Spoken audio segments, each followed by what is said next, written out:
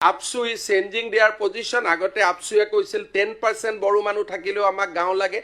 এতিয়া APSUয়ে কৈছে 100% বড়ো মানুহ থাকিলেহে আমাক গাঁও লাগে। শোণিতপুৰ বিশ্বনাথত যেতিয়া আমি কথা পাতিছো, আমি APSUৰ লগত পাতিছো যে বড়ো গাঁওখিনি লৈ লওক, নন বড়ো গাঁও বা 50-50 গাঁও দিব নালাগে, বাকি মানুহখিনিৰ কষ্ট হয়। बिनि सायाव government of India government of आसामा क्लियार मोनसे स्टेन्ड लानानै दङ बे एमेन्डमेन्टखौ लाबोनांगौ। हेलो नोंथांमोनखौ आंनि गोदान भिडिअ फिन खेबसे बयखौ बरायहरबाय नोंथांमोन। दा नोंथांमोन जे नोंथांमोना थाम्बनेल लानानै जे एसेबाबो मिथिखाबाय। दा नोंथांमोन जे दिनैनि भिडिअआ जोंनि बर' हारिनि थाखाय जोबोद इम्परटेन्ट जागोन आरोखि। जोंनि बिटिआरनि सायाव, जोंनि बिटिआर एकर्डनि सायावहाय, जोंनि दफाफोरनि सायाव। दा नोंथांमोन जे बे भिडिअनि गेजेरजों 125 एमेन्डमेन्ट, दा बे 125 एमेन्डमेन्टआनो दा जोंनि गामि दानख'नाय सोसननाय नोंथांमोन, जे गामि जौगाखांनाय डेभेलपमेन्ट, बे गासिबो बिथिङावहाय सोनारो नोंथांमोन। जे बे 125 एमएमनि सायाव जों बे भिडिअखौ सावरायगोन आरोखि। जे दिपेन बर' बिथाङा मा बुंदोंमोन, हिमन्त बिश्व शर्मा बिथाङा जे मा बुंदोंमोन, मा फिनजाथाय होदोंमोन दिपेन बर' बिथाङाहाय जे हिमन्त बिश्व शर्मा बेफोरबायदि जे बुंनाय बाथ्रा जे आसाम एसेम्बलियाव जे बुंबाय 10% बर' गामि थाबाबो सिगां समाव जे नांगौ बुंदोंमोन अल बड' स्टुडेन्ट इउनियना जे एबसुआहाय। दा 50% बर' गामि थाबाबो जे बेखौहाय जे नाङा जा बेफोरबायदि बुंनायखौ जों नुनो मोनदों। दा नोंथांमोन डाइरेक्टलि बेखौ जे बुंदों दिपेन बर' साराहाय खौरांगिरिनि सिगाङाव जे बियो खोथाया 100% सैथो आरोखि। 100% सैथो जे बुंदों आरोखि बे खोथाखौहाय। दा फिनजाथाय होदों आरोखि दिपेन बर' साराहाय। दा 125 एमेन्डमेन्टनि सायाव सावरायगोन आरोखि। बे 125 एमेन्डमेन्टआ मा? दा नोंथांमोना भिडिअखौल' फारि फारि नायलां आरोखि। बे 125 एमेन्डमेन्ट जोंनि बिटिआरनि बाहेरायाव थानाय बर'फोरनि थाखाय बा जोंनि ट्राइबेलफोरनि थाखाय बेयो मोनसे मोजां फिथाइ जाना थांगासिनो दं आरोखि। बे 125 एमेन्डमेन्टआ जे डेभेलपमेन्ट, भिलेज डेभेलपमेन्ट, बे बिसायख'थि खुंनांगौ, पावार एन्ड फांसन गासिबो ससियेल इक'नमिक डेभेलपमेन्ट, जे गामि जौगाखांनाय, village and council, municipal development गासै बिथिङाव जे सोनारो आरोखि नोंथांमोन। दा नोंथांमोनहाय भिडिअखौल' जोबजासिम नायलां आरोखि, जे अब्लासो बुजिगोन आरोखि जे नोंथांमोन जे भिडिअआवहाय आं मा बुंनो सानदों। दा नोंथांमोन बावैसो सिगां जे आसाम एसेम्बलि जे जालांबाय नोंथांमोन, जे 17 फेब्रुवारियावहाय बिटिसि सेक्रेटारियेटआवहाय, जोंनि बिटिसिएल आवहाय नोंथांमोन जे जोंनि जे बिटिआरआवहाय आसाम एसेम्बलि जे बुटगेट सेसना जानानै थांदों, जे बियो जोबोद गोजोनथाव आरोखि। जे जोंनि बिटिआरआव जानाया जोबोद गोजोनथाव आरोखि। थारैनो जों नुनो मोनहरो जे बिनि सायाव जे माबा मोनसे जोंनि बिटिआरआवहाय बांसिन जे डेभेलपमेन्ट फैगोन, जे माबा मोनसे जे डेभेलपमेन्ट, जे मोजां जे फिथाइ, मोजां खबर, मोजां रिजाल्ट जे मोनगोन। जे बिथांमोनाबो सिगां समाव गोबां जे बुंदोंमोन, मन्त्रि एमएलए बिथांमोना, चिफ मिनिस्टार बिथांमोना, जे बर' हारिनि थाखाय मोजां खौरां जे फैगासिनो दं। थारैनो जों बे खौरांखौ नेगासिनो, नङा होमबा? दा नोंथांमोन जे गुबै खोथायाव फैदो। दाख्लै बावैसो जे चिफ मिनिस्टार जे बिथाङा जे जोंनि बिटिआर एकर्डनि दफाफोरनि सायाव, जे जोंनि बिटिआर एकर्डनि दा नोंथांमोन जे गामि सोसननाय आरो दानख'नाय, नङा होमबा? दा जोंना गामि बारायनाय, दा जोंनाव जे सनितपुर आरो बिश्वनाथ जिल्लानि गोबां बर'फोर दङ जोंना। गोबां बर'फोर सनितपुर आरो बिश्वनाथाव जे संकसनिफ्राय सदियासिममोन जोंनि डिमान्डआ, नङा होमबा? जोंनि सेपारेटिस्ट डिमान्डआ। दा बिटिआर एकर्डनि गेजेरजों जे जोंना गामि सोसननाय, municipal board, village and municipal board जे मोनसे जे दाफामफिननाय, इलेक्सन कमिसन खुंनाय, दा पावार एन्ड फांसन, जा गासिबो बेवहाय सोनारजोबो आरोखि। दा नोंथांमोन दा बे गामि दाजाबनाय, गामि दानख'नाय, दा बिनि सायाव दा हिमन्त बिश्व शर्माया जे बुंदोंमोन APSU is changing their position. আগতে APSUয়ে কৈছিল 10% বড়ো মানুহ থাকিলেও আমাক গাঁও লাগে। এতিয়া APSUয়ে কৈছে 100% বড়ো মানুহ থাকিলেহে আমাক গাঁও লাগে। बिनि फारसे जे आसामनि चिफ मिनिस्टारा जे बुंबाय, सिगां समाव जे दुलाराय बर' फरायसा आफाद जे एबसुआहाय जे बुंदोंमोन जे 10% बर' थानायबाबो, 10% ट्राइबेल मानसि थानायबाबो जे जोंनो बे गामिखौ नांगौ। दा बिथांमोना सिगां समाव बेखौ बुंदोंमोन। दा बिथां जे चिफ मिनिस्टारा जे बुंनानै होबाय दे दायो 50% थाबाबो जे बर' गामिखौ जे नाङा, माबा मोनसे उसुबिदा जागोन, जा बेफोरखौ जों बुंनाय नुनो मोनदों आरोखि। दा बिसोर जे जोंनि थाखाय दुखुनांथाव आरोखि नोंथांमोन। जे 50% बर' गामि थाबाबो, जे 50% बर' थाबाबो बे गामियाव बियो जे जेरै बिटिआर एकर्डनि दफा, जे बेवहाय जा इनक्रिज जानाय नङा।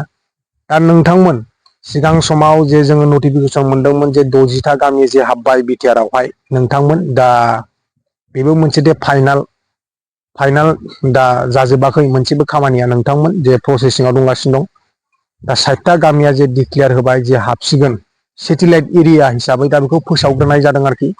दा फाइनाल डिसिसन बियो मोनसे दे 100% जे खामानि बियो जानानै फैयाखै आरोखि नोंथांमोन दा नोंथांमोन जे बे खोथाखौ लानानै जे दुलाराय बर' फरायसा आफादनि आफादगिरि दिपिन बर' बिथाङा जे फिनजाथाय होदों आरोखि जे आसामनि चिफ मिनिस्टार बुंनाय जे 10% जे बर' गामि थाबाबो नांगौ जे सिगां समाव बुंदोंमोन दा उनावहाय 50% बर' गामि थाबाबो बेखौ जे जोंनो नाङा दा बेफोरबायदि खोथानि सायाव जे फिनजाथाय होदों आरोखि जोंनि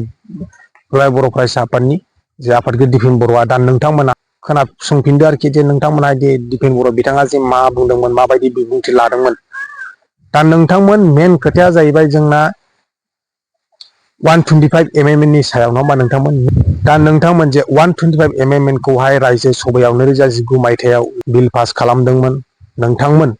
दा बे 125 एमेन्डमेन्टआनो जाहैबाय जोंनि ट्राइबेलफोरनि जे गामि सोसननाय भिलेज डेभेलपमेन्ट भिलेज आरो काउन्सिल इलेक्सन खुंनांगौनि आरो पावार एन्ड फांसन बेहाय गासिबो जे ट्राइबेलफोरनि जे जौगानायनि बेहाय बिसायख'थि जानांगौ गासिबो जे बिथिङाव बेयाव सोनारो आरोखि नोंथांमोन जे जोंनि ट्राइबेलफोरनि बे 125 एमेन्डमेन्ट दा बेयो जुदि जानानै जुदि फैयोब्ला नोंथांमोन थाबैनो बे खामानिया जागोन आरोखि जे जोंनि जे बियो मोनसे जे गामि दानख'नाय सोसननाय गामि इनक्रिस अर डिक्रिस जे बियो मोनसे दा फाइनाल सेसनाव जायाखै नोंथांमोन दा जायनि जाहोनाव हिमन्त बिश्व शर्मा बिथाङाबो जे फोरमायथिना होदों आसाम एसेम्ब्लियावहाय नोंथांमोन जे नोंथांमोनाहाय दा बिथां हिमन्त बिश्व शर्मा बुंनाय राव आरो एबसुनि आफादगिरि दिपिन बर' सारनि फिनजाथाय होनायखौ जे नोंथांमोना खोनासंफिनदो आरोखि खोनासंफिननानै जे नोंथांमोना कमेन्टआव फोरमायहरबानो जाबाय आरोखि नोंथांमोन আপসু ইজ চেঞ্জিং দেয়াৰ পজিশ্যন আগতে আপসুৱে কৈছিল 10% বড়ো মানুহ থাকিলেও আমাক গাঁও লাগে এতিয়া আপসুৱে কৈছে 100% বড়ো মানুহ থাকিলেহে আমাক গাঁও লাগে আমি আপসুক ধন্যবাদ দিব লাগিব যদি 2003 এনে ধৰণৰ কথা যদি আপসুৰ লগত পাতিব পৰা গ'লহেঁতেন আজি আৰু এখন নতুন বিটিআৰ আমি দেখা পালোহেঁতেন আজি শোণিতপুৰ বিশ্বনাথত যেতিয়া আমি কথা পাতিছোঁ আমি আপসুৰ লগত পাতিছোঁ যে বড়ো গাঁওখিনি লৈ লওক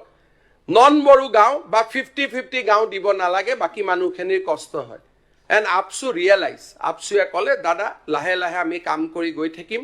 এতিয়া আকৌ 15খন গাঁৱৰ তালিকা দিছে আৰু 15খন গাঁৱৰ তালিকা দিছে দে আৰ ৱৰ্কিং ভেৰি ক্ল'জলি উইথ আছ প্ৰতিটো এক মাহত এবাৰ নহয় এবাৰ কোনোবা এজন মন্ত্ৰীয়ে তেওঁলোকক log pi We are working in a matter of collaboration. আমি যেহেতু decide কৰিছো যে we are not enemy now. We are not competitor. We are collaborator. বড়োলেণ্ডৰ উন্নয়নৰ আমি এতিয়া সমভাগী আমাৰ মাজত প্ৰতিযোগিতাই নাই যেতিয়া প্ৰতিযোগিতাই নোহোৱা হৈ যায় তেতিয়া তাত কোনো ধৰণৰ সমস্যাই নাহে যে 100% थानाय जि बर' गामि बेयाव কোনো डिसपुट गैया आरो बियो क्लीन कन्डिशना जाबायबो आरो मेजरिटी ट्राइबेल पपुलेशन होननानै बुंनायनि जि टार्म्स अफ रिफारेन्स थांनाय बिटिसिनि समावबो बेनो फैदोंमोन जेराव 95 डिसपुटेड भिलेजनि खोथाया फैदोंमोन दिनैबो 50 एन्ड एबभ 50निफ्राय 100सिम जेसेबां दङ बे गामिफोरखौ थिसननायनि थाखाय बेनि आल'सनायाबो जादों आरो 60खान गामियाव जेराव जोंनि पपुलेशना 50, 60, 70 दङ बे गामिफ्राबो हाबदों दा बेखायनो गिबि मन्थ्रिया गावनि स्टेटमेन्टजों गोबां खोथाखौ एनालाइज होनो थांनायाव बिथाङा बेखिनि खोथाखौ बुंदों खिन्थु बास्तबा जाबाय जे एफआरसि एरिया 100% बर' थानाय बेयाव कुनु डिसपुट गैया फरेस्ट भिलेजाव 10-20% गुबुनारि दङ आरो दिनैथ' बिराद जोङो माने मान होनांगोन आं बिथांमोननि थाखाय धन्यबाद होनानै बिथांमोनखौ आखाइ खबनोबो खावलायदों जे आदिबासि उरैलगा गामियाव जायफोर गामि न'खरफ्रा हाबसनदों बिथांमोना दिनै बरायनो फैदों वेलकाम खालामनो फैदों दा बेखायनो रेभिनिउ भिलेजाव जि प्रब्लेम दङ जे 60%, 50%, बिल' 50% बा 80% बे गामिनि सोनायनि थाखाय बे सावरायनाया सोलिदों